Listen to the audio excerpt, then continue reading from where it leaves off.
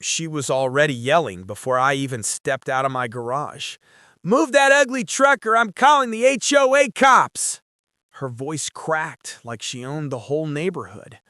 My old turquoise '78 Chevy stood there shining in the sun. The same truck my dad rebuilt with his bare hands. I didn't say a word. I just leaned on the hood, watching her stomp toward me like she was marching into battle. Then she did something insane. She waved a clipboard in my face and said, "This vehicle violates community image standards. We're towing it in 10 minutes."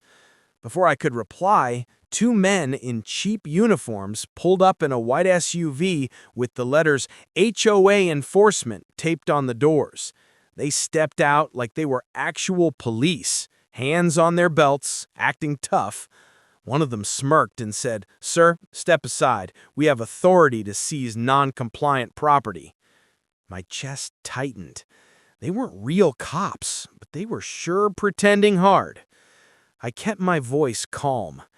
"This is my driveway, my land. You have no right to touch anything here." Karen snapped back instantly. "I run this street. You think your old rust bucket can stay here? Watch this." She pointed at the truck like she was ordering an execution. The fake officers moved closer, one of them already reaching for a tow hook. For a second, it felt like the world slowed. My father's truck, the shouting, the cheap badges, the heat in the air. And then Karen whispered loud enough for everyone to hear, "People like you shouldn't be living in a place like this anyway." That was the moment something inside me clicked. I didn't move. I didn't blink. I just reached into my back pocket, slow and controlled. The fake cops stiffened like they thought I was pulling a weapon. Karen stepped back, finally scared for the first time. I opened the leather wallet, and the gold letters caught the sunlight. Their faces froze. "Ma'am," I said quietly, letting the silence stretch, "before you touch my truck, you should know exactly who you're messing with." And the HOA cop's face turned white as the badge glinted in my hand. The Toller fake cop swallowed hard, his eyes glued to the badge like it might explode. Karen blinked fast, trying to understand what she was seeing, but her pride refused to let her step back. That doesn't mean anything," she muttered, voice shaking slightly. "Anyone can buy a shiny badge online." I didn't answer. I just looked at her. Long enough for her confidence to crumble, but not long enough to give her answers. That silence scared them more than any shouting could. The shorter fake cop finally found his voice. "Sir, we still need to confirm your—" I stepped forward. He flinched. "You impersonated law enforcement. You showed up on private property, and now you're trying to tow federal evidence." Karen's mouth fell open. "Federal? What federal evidence? That's just some broken truck." The corner of my lip lifted. "You're sure about that? Because you're seconds away from putting your fingerprints on something you should never touch." The two fake cops instantly pulled their hands back from the tow hook, as if it was red hot. One whispered to the other, "He's bluffing, right?" But the tremble in his voice told me he didn't even believe himself. Karen tried to recover, pointing at me like she had backup. "He's lying! Just arrest him! Do your job!" But the fake cops weren't listening to her anymore. They were staring at me, trying to figure out why an FBI badge was in the hands of a man with a vintage truck and a quiet stare that didn't break. I crossed my arms. "Go ahead, tow it, touch it. Let's see how far your fake authority gets you." They didn't move, not an inch. Karen lost her mind at their hesitation. "What are you waiting for? He's nobody. Look at him." I stepped closer to her, lowering my voice. "Karen, do you even know who owns this entire block?" Her eyes flickered with the first real fear she'd shown all morning, because she suddenly realized I wasn't bluffing, and she had just picked a fight she couldn't even begin to understand.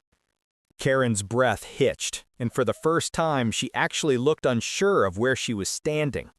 "Owns? What do you mean, owns?" she whispered, like she was afraid of the answer.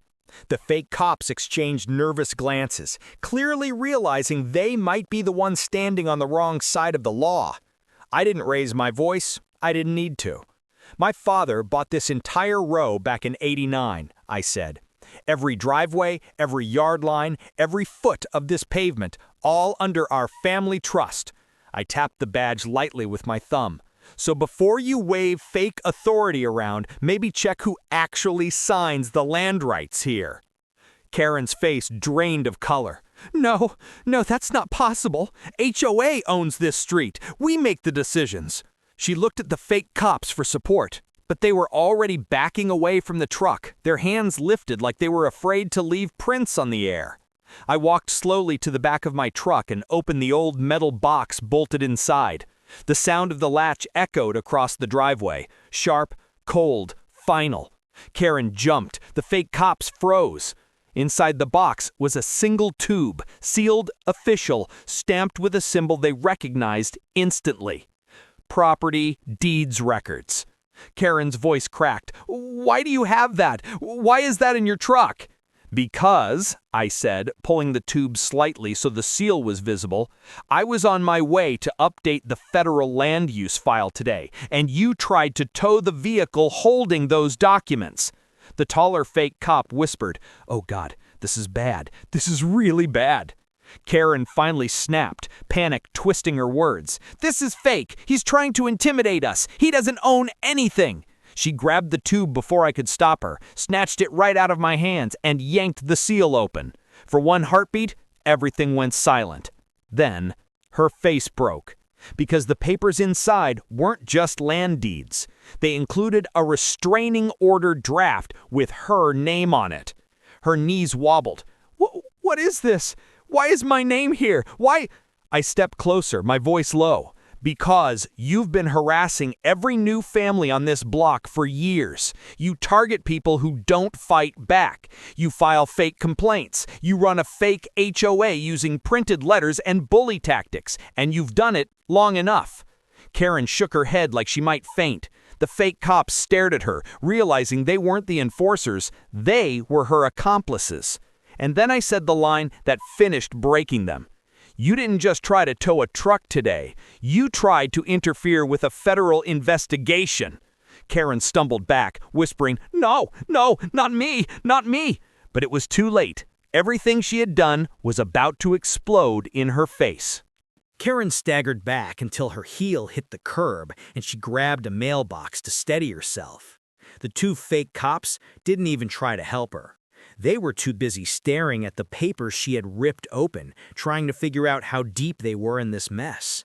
One of them whispered, "We shouldn't have come here. She said this was just a routine code issue." But nothing about this was routine anymore. I gently took the papers from Karen's trembling hands. She didn't resist. She just stared at me like she was watching her entire world fall apart piece by piece. I didn't know this was serious," she said, her voice almost breaking. "You can't blame me for—" "I warned you last month when you tried to evict the Martinez family, when you threatened their kid for riding a bike on the sidewalk. You were told to stop." I folded the papers back into the tube. "But you didn't stop. You got bolder." The shorter fake cop suddenly stepped forward, desperation in his voice. "Sir, we were just hired for a simple job. We didn't know she—" I cut him off. "You impersonated law enforcement. That's a felony. You entered private property with fake authority, another felony. And you attempted to seize federal documents." I looked him in the eyes. "Do you really want to finish that sentence?" He swallowed, stepped back, and shut his mouth. Karen's panic flipped into anger, her last defense. "You can't scare me. I'll call the real police. I'll tell them you're the one threatening me. I'll say you waved that badge around." "Good," I said, calmly. She froze, completely froze. because she knew exactly what would happen if real police showed up and found her in the middle of this scene. Still, she fumbled for her phone, hands shaking so hard the screen nearly slipped from her grip. She hit 9, then 1, then stopped. Her thumb hovered over the last number, but she couldn't press it, because deep down, she knew she'd be calling officers who knew me. She lowered the phone slowly, her eyes filling with fear again. You're not supposed to be here. HOA rules don't apply to you. You're not even part of this. Exactly. And that's the problem. You created a fake HOA just so you could control everyone who moved in. The taller fake cop's jaw dropped. Fake? She told us she ran the board. Karen spun toward him. I do run it. I do. They listen to me. No, I said, softly. They fear you. That's not leadership. That's abuse. Her face fell completely. And then the sound hit. The rumble of an engine rolling slowly around the corner. Karen turned, confused, until the vehicle came into view. A black and white cruiser. A real one. Karen's voice collapsed into a whisper. You didn't call them, did you? I didn't have to. They were already nearby. The cruiser stopped in front of us, and then the door opened, and the officer stepping out made Karen's entire body go still. Officer Brooks stepped out of the cruiser. Broad shoulders, real uniform, real badge, and a face Karen had screamed at during at least 3 noise complaints. The second she recognized him, her knees turned soft. No, anyone but him, she muttered. Brooks shut the door, slid his sunglasses up onto his head, and looked straight at her. Karen? You again? He didn't even sound surprised, more like exhausted. Then his eyes turned to me, and his entire expression shifted. Respect, relief, and a hint of a smile. Agent Reed, heard the call on the scanner. You good here? Karen's jaw dropped so far she could barely breathe. Agent? Agent? He's not an agent. He's some guy with a junk truck. Brooks raised an eyebrow. That junk truck was flagged 2 hours ago as federal transport for case files. We were told to keep an eye on it in case anyone tried to mess with it. And I'm guessing someone tried to mess with it. The fake cops looked like they might faint. One of them tried to slide behind the other as if hiding would erase the last 10 minutes of stupid decisions. Brooks noticed them and let out a humorless laugh. Nice uniforms. Where'd you get them? Halloween aisle? The shorter fake cop cracked. We didn't know, sir. She hired us. She said it was HOA enforcement. Brooks nodded slowly. And yet you're standing on private property, wearing badges that aren't real. His voice dropped. That's impersonation. That's trespassing. And that's attempted theft. Karen pointed wildly at them. Arrest them then. They're the ones who showed up with the tow truck. I was just reporting a violation. Brooks stared at her like she'd lost her mind. There is no HOA here. Not a legal one. Never has been. Karen's voice cracked into a shriek. Yes, there is! I run it! Brooks didn't flinch. We've told you 3 times your HOA committee isn't real. You can't create your own board because you want to control your neighbors. Karen shook her head rapidly, like she could shake reality loose.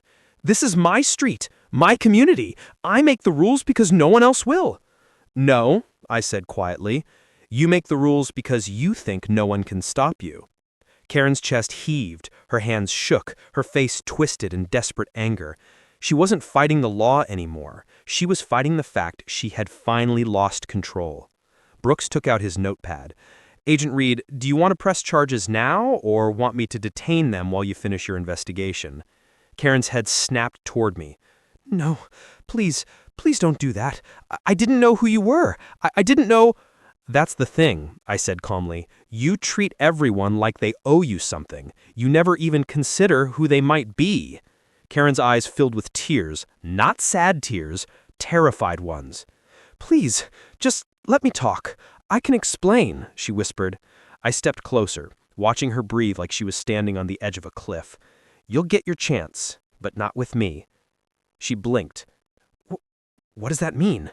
Brooks motioned behind her, and Karen turned just in time to see a second cruiser pulling in fast. Karen's scream caught in her throat as the second cruiser slid to a stop, doors already opening before the tires fully settled. Two officers stepped out, both in full uniform, both with the kind of controlled calm that only shows up when things are about to get very, very serious. Officer Hale, a quiet type with eyes that could read a crime scene in seconds, approached first. He didn't even look at Karen. He looked at the fake cops. "Hands where I can see them." His voice didn't rise, but it didn't need to. The fake cops lifted their hands instantly, shaking so hard their badges rattled. Karen backed up, shaking her head like a child refusing reality. "This is a misunderstanding. I was trying to protect the neighborhood. He's twisting everything." Officer Brooks didn't even let her finish. "Karen, you called in 4 fake complaints last week. You taped fake citations on 3 houses, and now you brought impersonators to seize property? I'm done giving warnings." Karen tried to retreat, but her back hit the side of my truck. She froze, trapped between steel and truth. I stepped just close enough for her to hear me clearly. "The only reason these officers are here is because you escalated something that never should have happened." Her eyes darted around, desperate for someone, anyone, to defend her. But the fake cops were silent. Brooks was writing notes, Hale was reading them their rights, and the neighbors, dozens of them, were slowly stepping out of their houses, phones recording everything. That's when Karen snapped. "No, stop filming. You don't understand." She waved her arms wildly. "He's the criminal. He's hiding something. Why would a federal agent live here? Why would he drive that truck? He's not who he says he is." The crowd's murmurs grew, confused, startled, curious. Karen turned to them like she found her last weapon. "He's lying. He made all this up. You really think the FBI would live next door and not tell anyone?" I let her finish. Then I reached into the front seat of the truck and pulled out a small black case. Karen's face went flat. "No, that can't be." I clicked it open. Inside was a tablet, already synced, already recording, and a small ID scanner blinking blue. Brooks nodded toward it. "Show them." I tapped the screen. A video popped up instantly. Karen, 2 weeks ago, yelling at the Martinez kid, threatening to report him to her HOA police. Another clip, Karen trying to open my mailbox. Another, Karen putting a fake violation on the neighbor's window at 2 a.m. And then the last one today.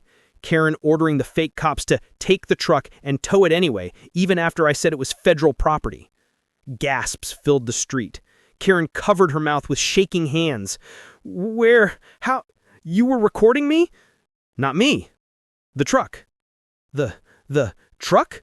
she stuttered. I nodded. "Surveillance unit. My dad installed it years ago. Every angle, every word, automatically uploaded." Karen's face collapsed, her voice breaking into a whisper. You set me up." "No," I said gently. "You set yourself up. I just stopped letting you get away with it." Officer Hale stepped forward. "Karen Mitchell, you're being detained for harassment, impersonation coordination, attempted property seizure, and obstruction of a federal case." Karen shook uncontrollably. "No, please, I just wanted control. I just wanted things my way." Brooks placed a hand on her arm. Not cruel, just firm. "That's the problem, Karen. This street isn't yours." They turned her around. The cuffs clicked. The whole neighborhood exhaled. But just as they started leading her to the cruiser, Karen twisted her head toward me with one last, trembling question. "If you're really FBI, then what were you actually doing here?" And she didn't know it. But asking that question exposed a secret no one in this neighborhood was ready to hear. A still silence fell over the street, the kind that makes your heartbeat sound louder than footsteps. Even Officer Brooks paused, waiting. Karen's question hung in the air like smoke, sharp, dangerous, impossible to ignore. I didn't answer right away. I watched Karen's tear-streaked face, the neighbors crowding in behind their fences, the fake cops frozen in place like they were afraid to breathe. Everyone wanted the same thing now, the truth she accidentally pulled into the open. I walked slowly toward her, each step tightening the tension. "You want to know why I'm really here?" I said quietly. Karen nodded with tiny, terrified motions. So I turned, not to her, but to the entire street. I wasn't assigned here. I moved here. People exchanged confused looks. Someone whispered, "Why would an FBI agent move into a suburban cul-de-sac?" I continued. 3 months ago, a woman in this neighborhood filed a report, anonymously, said someone was stalking her family, following her kids, trying to get into her house while she was gone. I looked at Brooks. He stiffened. He remembered the case. A couple of weeks later, I said, the report suddenly stopped. No follow-ups, no calls, just silence. A neighbor whispered, "Was it Karen? Did she—" "No," I said. "It wasn't Karen." Karen blinked, confused. "It was someone else," I said, voice lowering. "Someone who never came forward again. Someone the department couldn't find." I looked toward the end of the street. A pale blue house, curtains always drawn, porch light always dead, a place most people ignored. And now the neighbors followed my gaze. "That house?" Brooks said quietly. I nodded. "That one." Karen, desperately trying to regain footing, scoffed. "What? That place? It's empty. Been empty for years." "No," I said, "not empty." The neighbors murmured. A few stepped back. "I moved here," I continued, "because whoever filed that report disappeared 2 days later. Their mail stopped, their phone disconnected, and the house went dark. Too fast." Brooks's face hardened. "You think someone's inside?" "I know someone is," I said. "My truck received a motion alert at 3:17 a.m. A shadow in that yard. Same height, same movement pattern as the original suspect." Karen's fear cracked into wide-eyed shock. "So, you weren't watching me?" I shook my head slowly. "No, Karen. You were noise. A loud distraction, sure, but the real threat, that's been across the street the whole time." A neighbor asked, trembling, "Who lives there?" I answered with the line that made even the officers freeze. "No one lives there, but someone hasn't left." A chill passed through the crowd. Karen's voice dropped to a whisper. "Are you saying someone's been hiding in that house?" I locked eyes with Brooks. "We're about to find out." He nodded once, serious now. "Hale, secure the suspects. Everyone else, step back." But before the officers could move, a sound drifted from the blue house's porch. A slow, deliberate creak. And a shadow stepped into the doorway, watching us. The shadow didn't move at first. It just stood there in the doorway, tall, still, almost blending with the darkness behind it. The sun hit the edge of the porch just enough that we could see the shape of a face, but not the eyes, not the expression, just the outline of someone who had been waiting for this exact moment. Brooks's hand moved toward his holster. Hale froze mid-step. Every neighbor backed up without a word, phones shaking in their hands. Even Karen stopped crying. Because whoever was standing there wasn't surprised, wasn't confused, wasn't scared. They were ready. The figure finally stepped forward, slow and steady, like they wanted us to know they weren't rushing. A deliberate walk, controlled, practiced. My heart sunk. I recognized that walk. Brooks whispered, "Reed, you know him?" I didn't answer yet. I watched as the man reached the edge of the porch, into full light. He wore a faded gray jacket, hair cut short, posture rigid. His eyes locked on mine with the kind of intensity only one kind of person has, a trained one. "Agent Mark Reed," he said in a low voice. "Didn't expect to find you here." Karen turned pale. He knows you?" Brooks tensed. "Reed, who is he?" My stomach tightened. Memories hit like punches. Old cases, Old missions, names written on files stamped classified. He's not some stalker, I said quietly. He's not a neighbor. He's not a criminal hiding from the police. Then who is he? A neighbor whispered. The man smiled slightly, but there was no warmth in it. I used to work with him, I said, and he disappeared 3 years ago. Brooks's eyes widened. You mean? Yeah, I said. That house isn't hiding a victim. I stared straight into the man's eyes.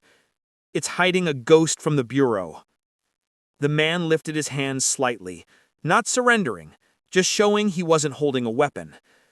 Then he said the line that made the entire street go silent. I didn't come here to hide from you, Mark. I came here to warn you. Hale stepped forward. Warn him about what? The man didn't look at Hale. He didn't look at Karen. He looked only at me. About the file you found. The one in your truck. Karen blinked rapidly. What file? What is happening? I stiffened. How do you know about that?